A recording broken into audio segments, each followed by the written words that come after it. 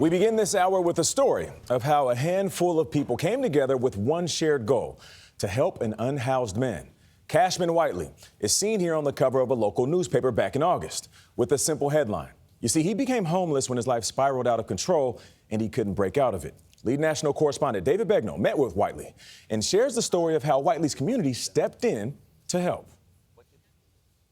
I didn't want to do this story and have you look like a fish in a fishbowl that we were just looking at.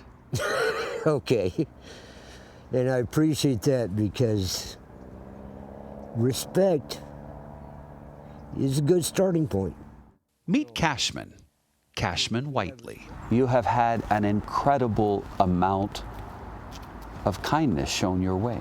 Here lately, I sure have, and I am grateful for every bit of it.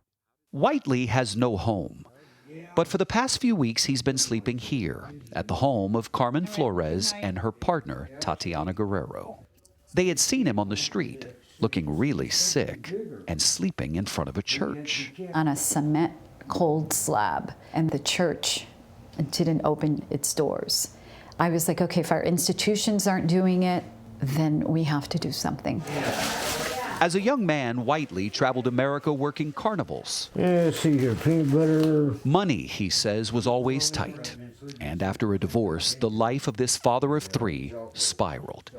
In 2000, he landed in Southern California. Didn't have money to rent a place to live. I didn't have, a way to get started. So I simply wound up on the sidewalk. Could you find a job? No.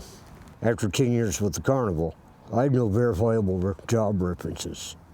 I have no address, and at the time, no phone number. No, the employers they have their standards, and I'm below it. I have been told, go away. No, you can't have a job application because you're homeless. And how does that feel, Cash? Actually, if I hear it one more time, I'm going to melt down, because it's wrong. Because if I'm actually a human being, I should have the same chances as everybody else. The 59-year-old avoids homeless shelters. I have ADHD, attention deficit hyperactivity disorder. I am not accepted by other homeless people. I don't drink, I don't use drugs. I'm different than they are. This is the story about how a group of people in Claremont, California, who did not know each other, stepped up to help him, and in the process, they saved his life. Starting with Flores and Guerrero, who housed him and fed him. Jesus left us this sacrament. Jessie Smith is a part of that group too. She is pastor of St. Ambrose Episcopal Church, where Whiteley showers twice a week and attends services. Pastor Smith, who along with her husband has taken Whiteley to multiple doctor's appointments, says he gets offended when people don't treat him as if he matters. I saw it over and over, going to the emergency rooms with him, calling the paramedics, having the police call him on him here or there or wherever. He's not seen as a human. He was seen as a nuisance. Whiteley had been ignoring a growth on the left side of his face until the pain became unbearable. It was so bad that I just screamed uncontrollably. I mean, literally, at the top of my lungs. Then people would call the police, and the idea was get rid of him. They would take me to the clinic. The clinic would send me to a dermatologist.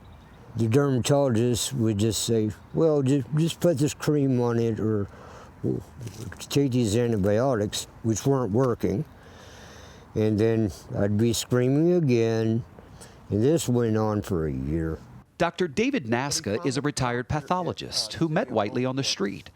He called some of those agencies that were giving him the runaround. I kept calling, and it eventually threatening. And what makes you emotional?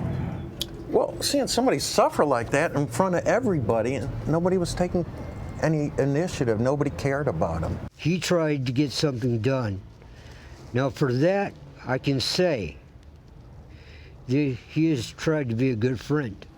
The diagnosis was skin cancer. He wanted immunotherapy, but his Medicaid insurance plan didn't cover that. So that's when counselors at City of Hope, a comprehensive cancer center, gave him just that, hope. They helped him to change his insurance so that he would qualify for the care he wanted. Flores and Guerrero, who both work in the healthcare industry, went with him to advocate for him. This is much better. That immunotherapy is working wonders. How do you feel? Well, I feel a lot better than I did 3 weeks ago. 3 weeks ago, I feel like I was dying, and I probably was. If you ask him how he feels about Flores and Guerrero, I think they saved my life because they probably did. So much changed in your life just in those 3 weeks you were with them? It's only because of one thing. They really do care. Reverend Jessie Smith, she really cares. My friend Dr. Dave Neska really cares. Why don't we end this with me giving you a hug? Why not? Okay. Come on. With people like these in my life, I've got to land on my feet. I could actually see a much brighter future. It's in good shape? Oh, you better believe it only has 82,000 miles on it. well, that future got even brighter. Back in January, Flores and Guerrero took him to look at a vehicle, and he liked it. We ask that it be something that help him in his journey moving forward. An anonymous donor gave Pastor Smith the money for Whiteley to buy it. In the name of the Father, and the Son, and the very next day, some members of the congregation were there when it was blessed. How much money do you have now? I got about $20 and 3/4 of a tank of gas. Not too bad. Where are you sleeping? I'm slipping back into the car right now. You know, it's because I'm still in transition phase. Right now, he is convinced that better days are ahead for him. And it is partly because of those people who showed him that he matters. A month ago, it was like, you know, will somebody just hurry up and pull the plug on me and just get it over with? You know, because I was just exhausted. I can see myself getting better now. Yeah, I can see myself getting back to doing some type of meaningful work. You know, and that I find very hopeful.